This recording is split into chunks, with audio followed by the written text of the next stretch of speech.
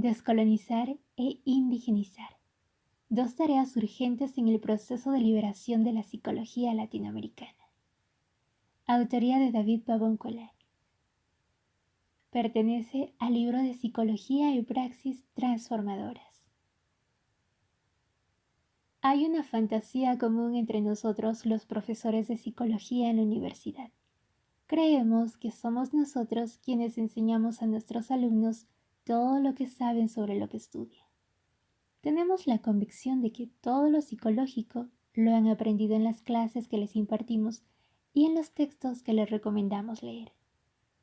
Nuestra grata fantasía es que nuestros estudiantes nos deben todo lo que saben. Es por lo mismo que suponemos que los jóvenes de nuevo ingreso lo ignoran todo sobre aquello de lo que se ocupa la psicología.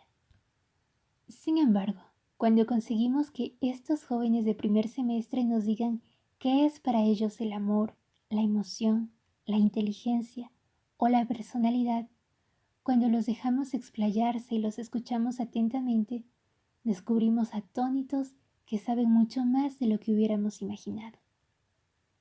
Quienes empiezan a estudiar psicología no saben exactamente lo que vamos a enseñarles, desde luego, pero sí muchas otras cosas que se refieren a la misma esfera psicológica. Podemos distinguir aquí al menos 3 clases de saberes. Hay en primer lugar lo quizás descartable, innumerables generalidades y vaguedades, así como elementos de la ideología dominante, nociones de sentido común, trivialidades y banalidades a veces provenientes de películas y otros productos de la industria cultural de masas. Tenemos en segundo lugar lo valioso y recuperable, conocimientos precisos, penetrantes y sutiles, consistentes y coherentes, y a veces, hay que reconocerlo, más interesantes, relevantes y adecuados para las existencias de los jóvenes que lo que nosotros vamos a enseñarles. Nos queda en tercer lugar lo difícilmente recuperable. Algunas ideas extrañas, enigmáticas, apenas pensables, a veces más bien incomprensibles, que se encuentran a menudo entre aquellos de nuestros estudiantes que vienen de zonas remotas, comunidades indígenas o poblaciones rurales. En todos los casos, al ingresar a la carrera de psicología, los estudiantes ya saben mucho sobre aquello que van a estudiar. Podríamos considerar que ya poseen un conocimiento psicológico tan profuso, complejo y elaborado como el que aprenderán en la universidad. Pero lo cierto es que aquello que saben quizás no pueda siempre describirse como psicológico, pues no siempre abstrae el psiquismo de todo lo demás, sino que más bien lo reconoce como lo que es, como algo indisociable e indiscernible del conjunto de la existencia concreta del sujeto. El saber que ya poseen los estudiantes no es tan solo psicológico, sino también al mismo tiempo sociológico, antropológico, económico, histórico, etc. Este saber desborda la psicología propiamente dicha. Es en este sentido más que ella. Es también para mí, al menos en parte, mejor que ella. Una importante fracción de este saber me parece mejor que la psicología en efecto, porque no abstrae el psiquismo de todo lo demás, porque no pierde la visión de la totalidad, porque deriva de la existencia concreta en lugar de imponerse a ella, porque no destruye al sujeto al convertirlo en objeto de estudio, porque no deshace la comunidad al resquebrajarla y pulverizarla en individuos, y por muchas otras razones que no hay tiempo de mencionar. Ahora bien, si los jóvenes ingresan a la carrera de psicología con un saber tan amplio y valioso como el que les estamos reconociendo, entonces debemos preocuparnos por lo que ocurre con tal saber durante los estudios universitarios. Aquí hay varias posibilidades. Lo que se aprende en la carrera de psicología puede agregarse a lo que los jóvenes ya saben sobre el campo psicológico. Lo uno y lo otro pueden mezclarse, constituyendo una totalidad más o menos homogénea, o bien mantenerse totalmente separados, como esferas disociadas y aisladas. Puede suceder también que lo aprendido en la universidad recubra el saber anterior con una capa superficial de aparente racionalidad y cientificidad. Es posible, además, que la psicología universitaria desplace y reemplace los conocimientos previos que se rectifican o se desechan. Esto último carece de importancia cuando lo desplazado y reemplazado es algo descartable, algo de sentido común, algo banal o ideológico, pero es común que no lo sea. Frecuentemente la psicología que se aprende en la universidad provoca en los estudiantes la pérdida irreparable de saberes precisos, genuinos y significativos acerca de la misma esfera psicológica y de todo aquello de lo que forma parte. Estos saberes invaluables deben ceder su lugar al conocimiento psicológico universitario porque se juzgan erróneos, absurdos, inadecuados, intuitivos, esotéricos, precientíficos o simplemente no científicos. Nos encontramos entonces ante lo que Gayatri Spivak denominaba violencia epistémica, para designar el proceso por el que ciertos saberes desaparecen al ser epistémicamente descalificados. Los saberes descalificados y desaparecidos pueden ser de los dos tipos que ya distinguimos: aquellos conocimientos reveladores que derivan de la existencia misma de los sujetos y aquellos otros insondables que provienen de sus culturas y de sus orígenes. El valor de unos y otros estriba en lo que significan para quien los tiene. Al perderlos, el sujeto pierde su conciencia de sí mismo, de su existencia personal y cultural, de su presente y de su pasado. Se queda sin autoconciencia y sin memoria, sin camino y sin rastro. El rastro del sujeto, como bien lo señala Spivak, se ve obliterado por la violencia epistémica. Sufriendo esta violencia, el sujeto ve desaparecer aquello que lo ha hecho ser lo que es. Pierde sus puntos de referencia culturales y existenciales. Olvida su verdad, se desvincula de sí mismo, rompe su vínculo interno con lo que es, con lo que desea y con la manera en que siente, piensa y se relaciona con los demás. A cambio de todo lo que pierde al perder su propio saber, el estudiante gana la psicología que aprende en la universidad. Recibe otras ideas a cambio de sus propias ideas sobre aquello que se estudia en el campo psicológico. En este campo el estudiante olvida lo propio, la verdad que emana de su existencia y de su cultura, y lo sustituye por algo ajeno, por una ciencia o pseudociencia que se funda en otras condiciones culturales y existenciales. Lo que estoy diciendo es particularmente cierto en América Latina, en donde lo habitual es que la psicología que estudiamos venga de fuera, sea importada, sea producida por otros y consumida por nosotros.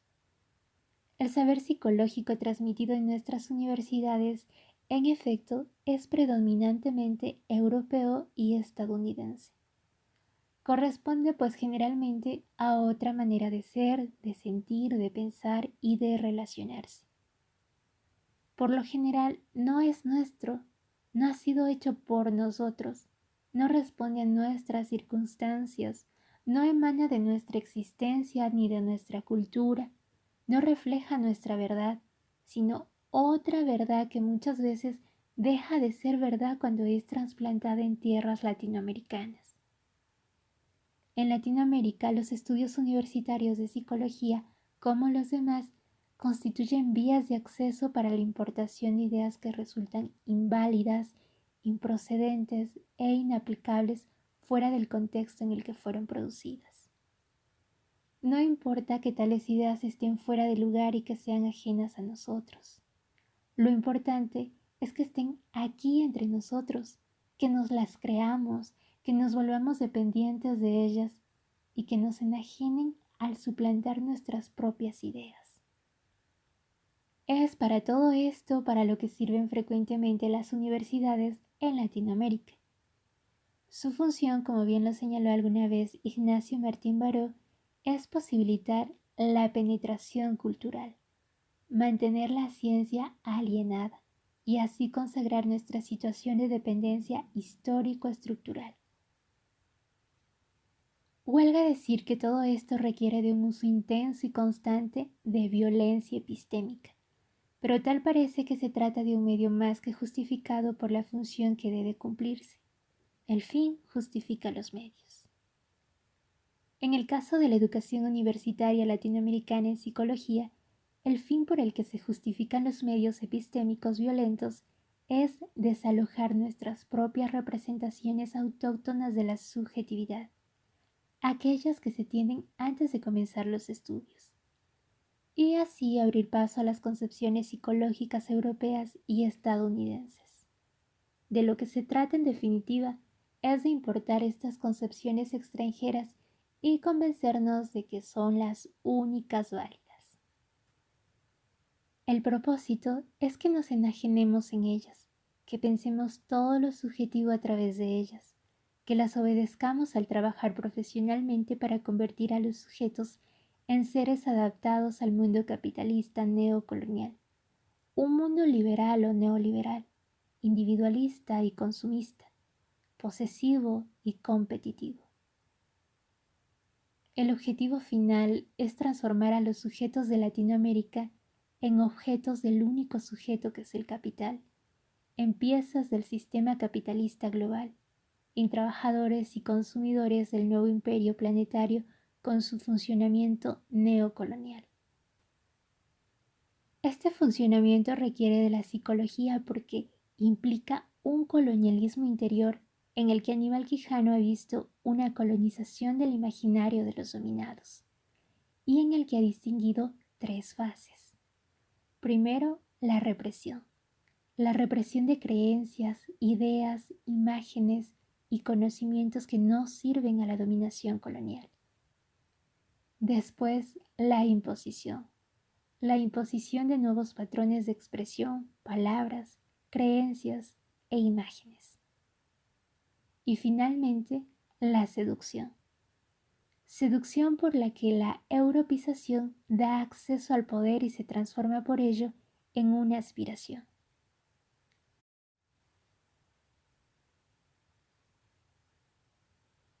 El colonialismo da sus medios al actual neocolonialismo predominantemente seductor.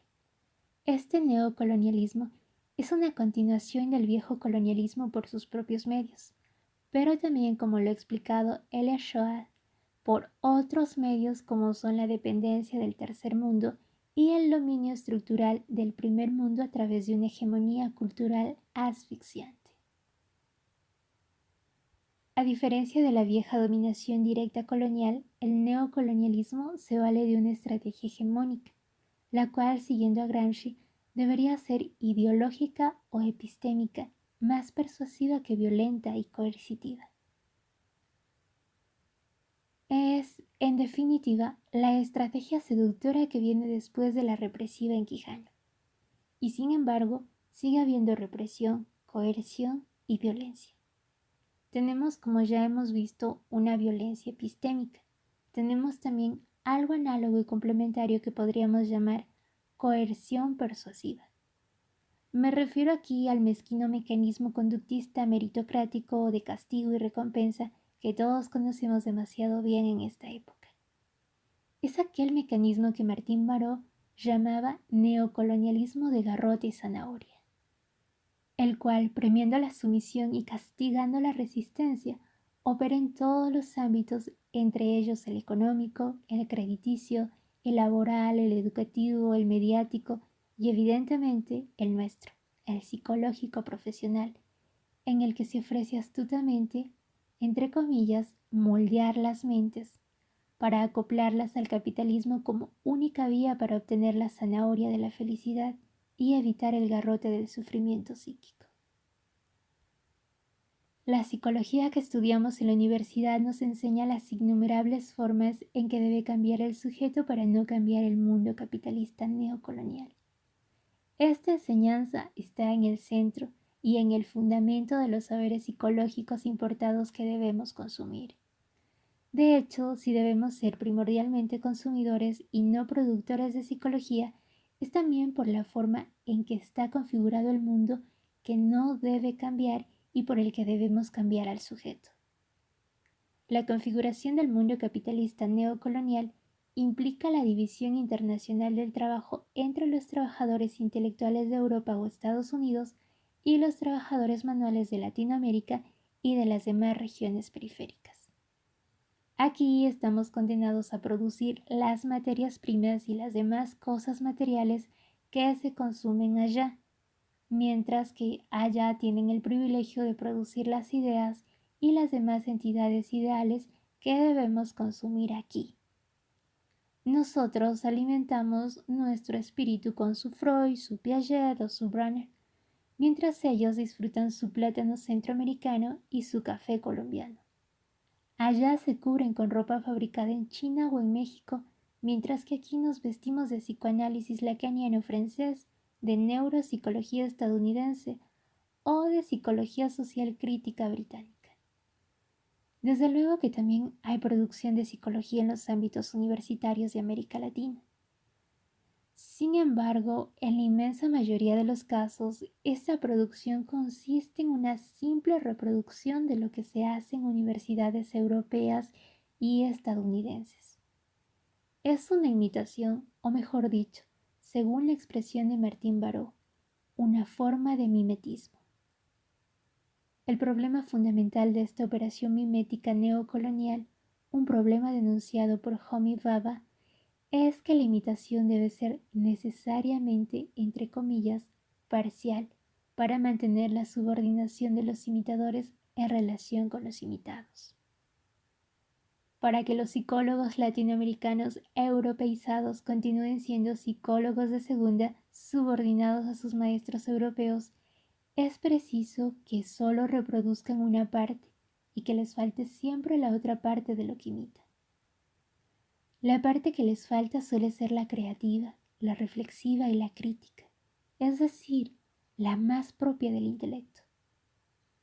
El trabajo que hacen es una vez más no intelectual sino manual.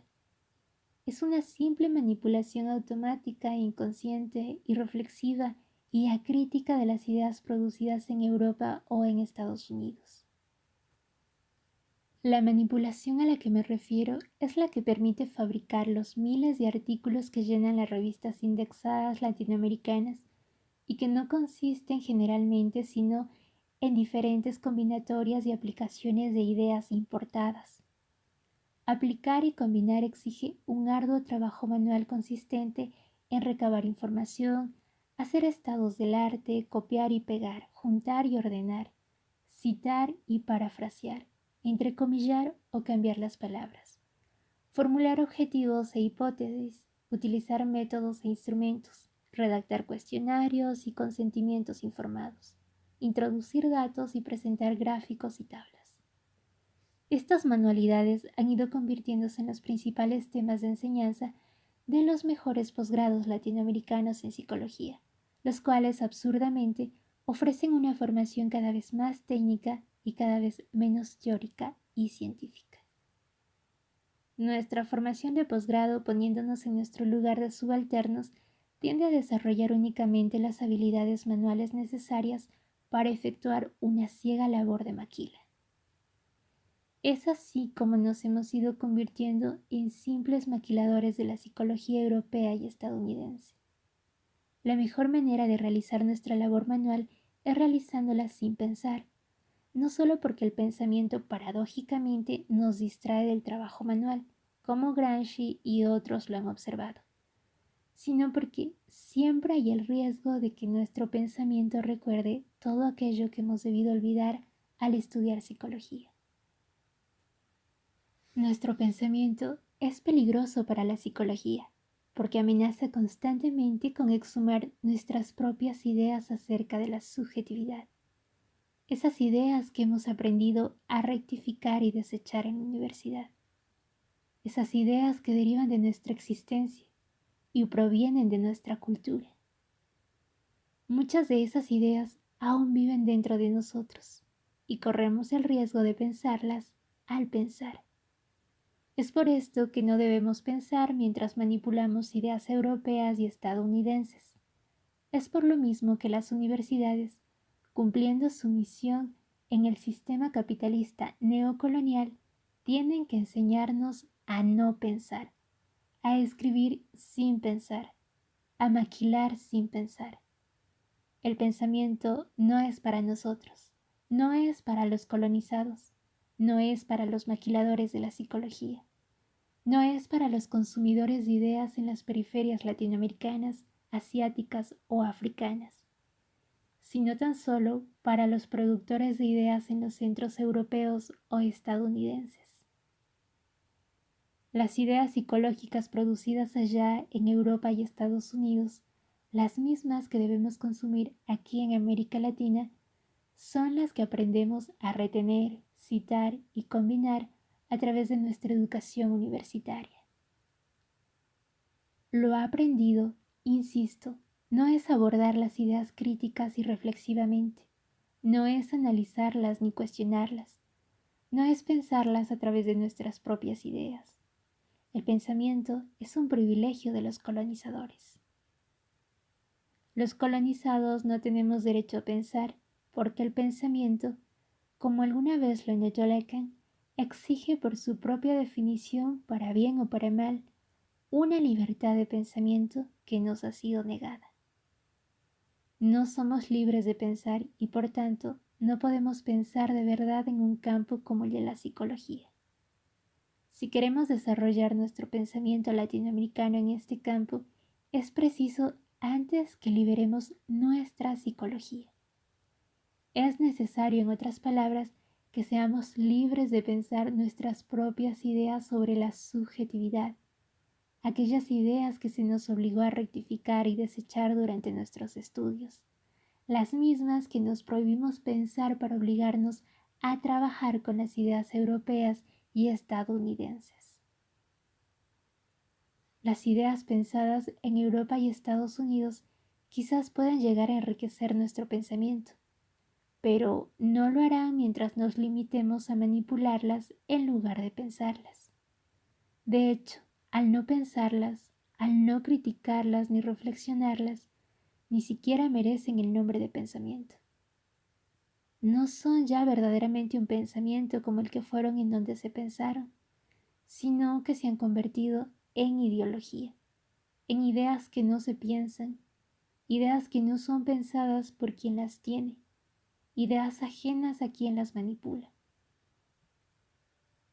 ideas ajenas y no propias.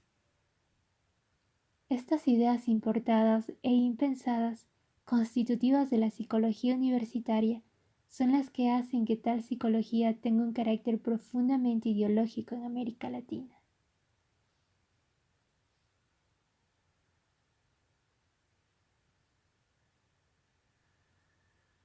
Desideologizar y descolonizar. La ideología forma parte de aquello de lo que debemos liberarnos para liberar nuestra psicología latinoamericana. Liberarla es reconvertir su ideología en pensamiento, pensándola del único modo en que podemos pensar de verdad, a través de nuestras propias ideas, las verdaderamente propias o las que nos hemos apropiado, las que derivan o las que hacemos derivar de nuestra propia existencia y de nuestra propia cultura. Necesitamos de estas ideas para desmontar la ideología. La desideologización, como diría Martín Baró, implica rescatar nuestra experiencia original. Tan solo nuestras propias ideas sobre la subjetividad, las mismas que se nos ha obligado a desechar y rectificar al estudiar psicología, pueden conseguir liberar nuestro saber psicológico al desideologizarlo, al reanimarlo con la fuerza vital de nuestro pensamiento, al hacernos pensar por nosotros mismos, de modo crítico y reflexivo, en las ideas ajenas que se nos han impuesto a través de una lógica neocolonial. Si esta lógica nos impuso la psicología como ideología por la obligación de solo manipularla sin pensarla, nosotros únicamente podemos escapar del neocolonialismo en el campo psicológico a reconvertir la ideología en pensamiento. Es decir, al permitirnos criticar y reflexionar las ideas europeas y estadounidenses en lugar de solo reproducirlas y manipularlas. Desideologizar es aquí descolonizar. Es liberarnos de aquella lógica neocolonial por la que se nos ha condenado a ser maquiladores del saber psicológico. Es dejar de limitarnos a manipular ideas ajenas para volver a pensar por nosotros mismos a través de nuestras propias ideas sobre la subjetividad, las que fuimos forzados a olvidar al estudiar psicología, las que obedecen a nuestra particularidad existencial y cultural.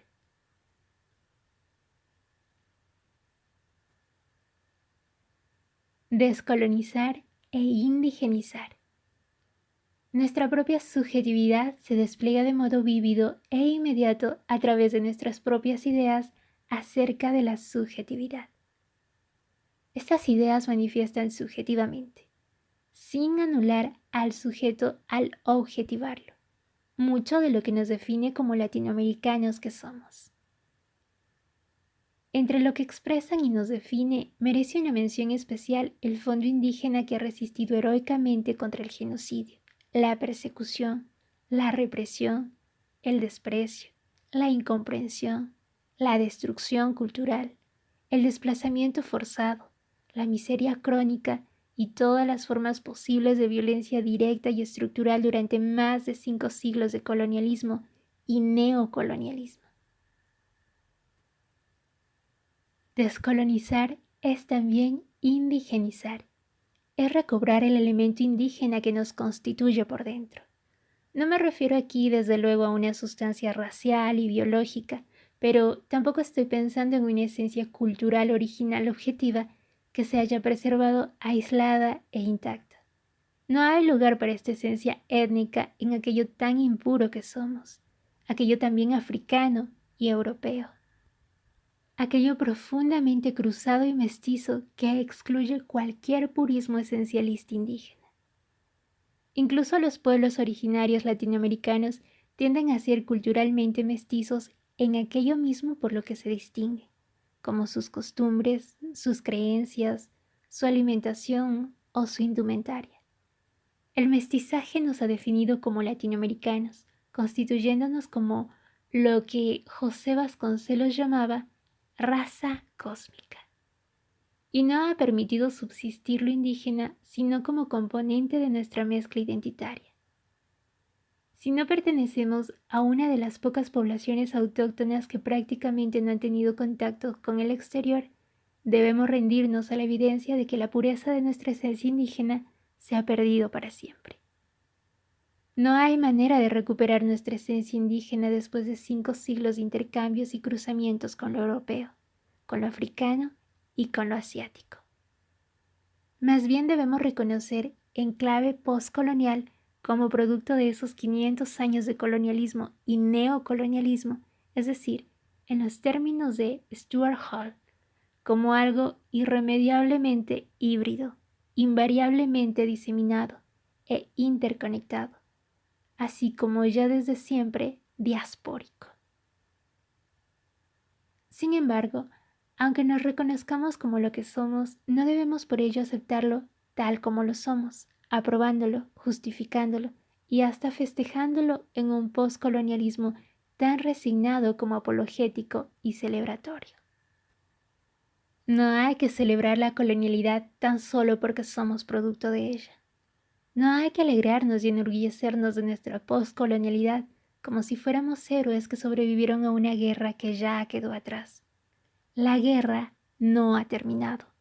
No es aún momento de ceder, según los términos de Elia Shoat, a la glorificación poscolonial del hibridismo ni a la condescendencia antiesencialista ante luchas anticoloniales y descolonizadoras en las que se afirma un pasado perdido e incluso irrecuperable, anterior a la conquista y la colonización, contra formas sostenidas de exterminio.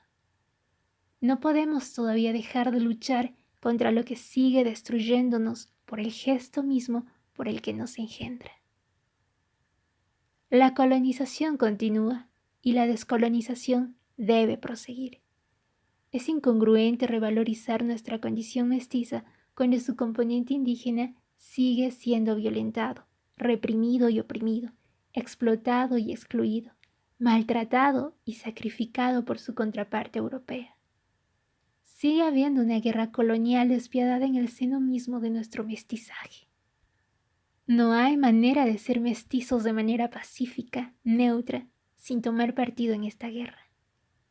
Debemos optar a cada momento por la dependencia o por la independencia, por la colonización o por la descolonización, por la blanquización o por la indigenización. Tratándose de opciones contradictorias, elegir una significa rechazar la otra. Este rechazo es un gesto simbólico relativamente violento y por esto mismo debe ser muy prudente. La prudencia exige que sepamos bien hacia qué punto dirigimos exactamente nuestro violento gesto de rechazo. Blanquitud y blanquización.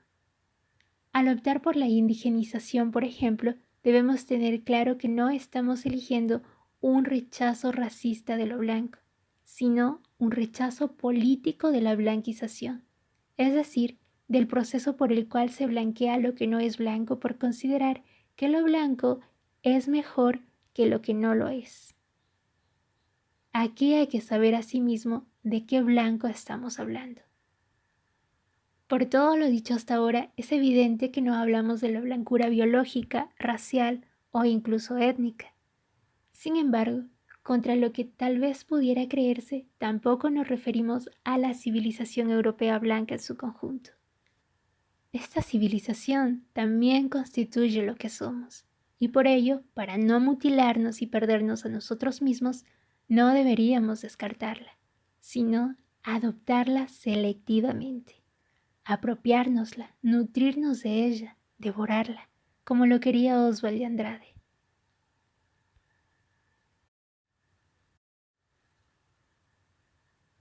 Aquí el autor hacía referencia al manifiesto antropófago de Oswald de Andrade. Lo que sí podemos desechar sin perdernos, lo que sí debemos desechar para no perdernos, es algo muy preciso por lo que la misma civilización europea se ha degradado y sigue degradándose cada vez más. Estoy pensando aquí en el capitalismo y al sujeto que le corresponde.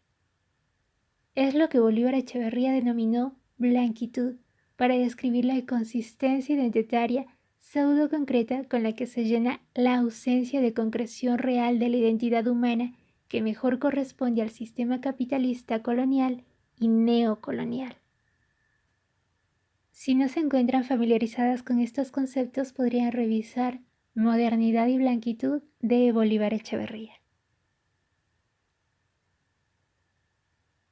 Si el Homo capitalisticus aparece como blanco, es porque el capitalismo y su expansión colonial se han originado en poblaciones racial e identitariamente blancas, lo que hizo que la apariencia blanca de esas poblaciones se asociara y confundiera con la personificación visible del capital y de su colonialismo. La asociación y confusión entre el capitalismo y la blancura, entre lo blanco y lo colonizador, es lo que ha producido la blanquitud. Esta blanquitud ya no es la blancura como presencia real de cierta raza con poca pigmentación de la piel, sino su valor simbólico representativo de cierta subjetividad acorde con el capitalismo y caracterizada por su individualismo, su orientación posesiva y competitiva, su voluntad libre y espontánea, identificada con la voluntad cósmica del capital, su interiorización del etos del capitalismo, su disposición al autosacrificio por la acumulación capitalista. El capitalista puede ser de cualquier color, pero su perfil psicológico tiene algo de simbólicamente blanco. Hay blanquitud en aquello que lo constituye psicológicamente y que se impone como norma de la psicología europea y occidental.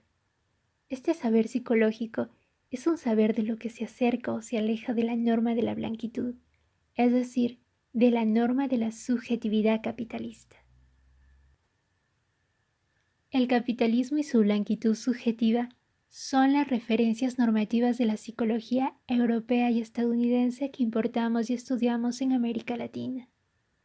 Cuando el saber de esta psicología reemplaza otros saberes de la subjetividad, la autoconciencia de la subjetividad capitalista gana terreno sobre la conciencia de otras modalidades culturales y existenciales de subjetividad, entre ellas las de origen indígena, las cuales, si creemos en Émile Césaire, son intrínsecamente anticapitalistas y no simplemente precapitalistas.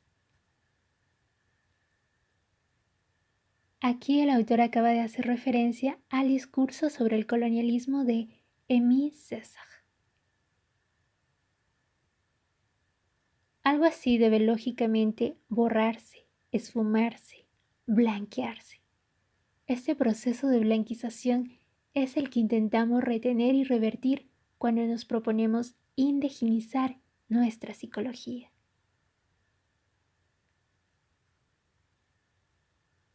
Lo indígena en el futuro, efecto de la indigenización.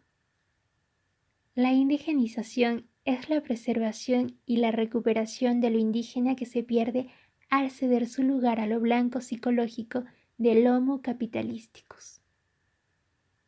Al igual que esta blanquitud que rechazamos, lo indígena por lo que optamos constituye algo estrictamente cultural y simbólico, es decir, no racial ni biológico.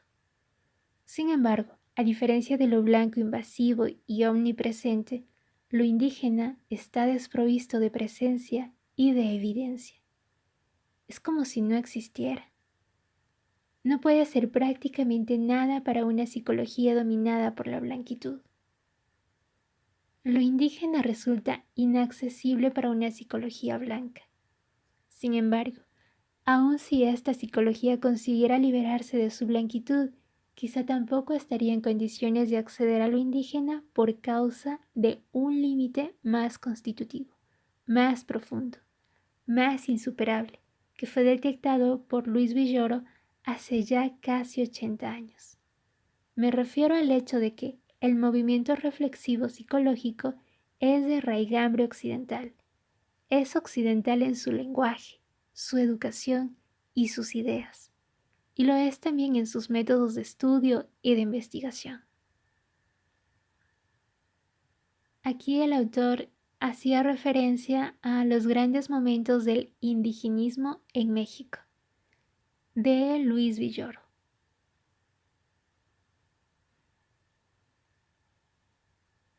Esto impide que la reflexión consciente llegue hasta lo indígena que permanece oscuro y recóndito en el fondo del yo mestizo, que se vuelve símbolo de aquella parte del espíritu que escapa a nuestra racionalización y que se niega a ser iluminada, pues nunca dice su propia palabra, ya que desde el momento en que trata de decir algo, tiene que hacerlo a través de la reflexión y por tanto a través de los conceptos, temas y palabras que vienen del occidente. El problema es que lo europeo y lo estadounidense han monopolizado la conciencia y la reflexión. Tan solo podemos llegar a ser conscientes y reflexivos de manera occidental, mientras que lo indígena queda condenado a un ámbito irreflexivo e inconsciente, lo cual por cierto podría explicar en parte el éxito de lo psicoanalítico en América Latina. Quizás muchos preferimos el psicoanálisis que la psicología porque presentimos que tan solo psicoanalíticamente, más allá o más acá de la conciencia y de la reflexión, podemos llegar a ese meollo indígena de nuestro ser mestizo. Ese meollo reflexivo e inconsciente necesariamente inaccesible para la psicología.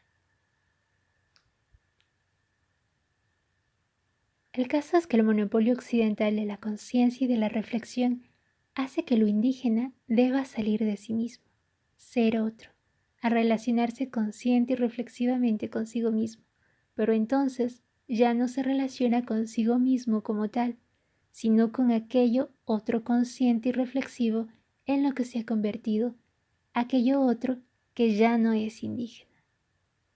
Digamos que lo indígena deberá enajenarse para conocerse porque tan solo puede conocerse a través de medios ajenos, europeos, occidentales. No dispone de otra psicología que la occidental. Son occidentales también la filosofía y la sociología. Desde luego que lo indígena en los mestizos y especialmente en sus comunidades conserva sus propios saberes de origen existencial y cultural, pero ya hemos visto que debe olvidarlos cuando se trata seriamente de saber.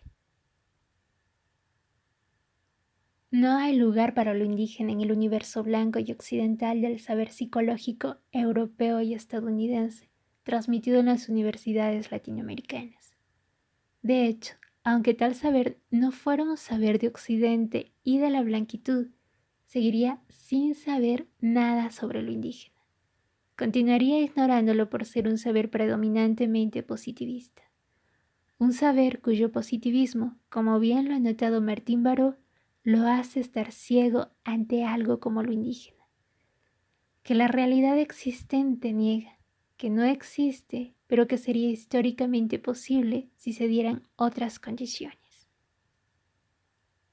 Quizás en la psicología no seamos capaces de hacer que lo indígena sea todo lo que se le impide hacer, pero sí que podemos hacer como si ya lo fuera, y al hacerlo contribuir de algún modo a que lo sea, o mejor dicho, a que exista con respecto a eso. De lo que se trata, en otras palabras, es de usar el ser que atribuimos al indígena para darle un lugar en donde no lo tiene, despejando así un espacio para que nos asombre. Procedemos así estratégicamente. Nuestra estrategia de indigenización, en términos lacanianos, consistiría en precipitar la irrupción real de la existencia de lo indígena mediante la invocación de su esencia en lo simbólico. Es el esencialismo estratégico de Spivak. Y aquí el autor acaba de hacer referencia a la obra Estudios de Subalternidad de Spivak.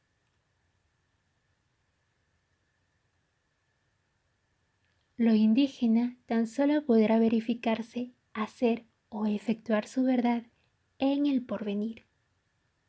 Su verdad, como la de nuestros pueblos en Martín Baró, no se encuentra ni en su pasado ni en su presente, sino solamente en su futuro.